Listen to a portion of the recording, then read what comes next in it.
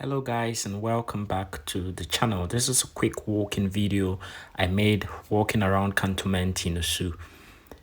Cantonment is one of the serene vicinities in Accra, and here you can find really nice classy apartments both for sale and rent. Starting price for apartments in this area is usually $100,000 and above. Yes, you heard it right. It is considered as one of the expensive areas to live in Accra. I personally love the area because it's quiet and chill. The only disadvantage for me is that you need to travel quite a distance to buy your regular Ghanaian groceries or ingredients, as there are no such stores around. But I believe most people in the area drive, so it shouldn't be a big deal driving few kilometers to the shop. I really hope you enjoyed this video, and don't forget to like, subscribe and share. Leave a comment. What's your opinion about Cantonment? Would you live there if you got the opportunity?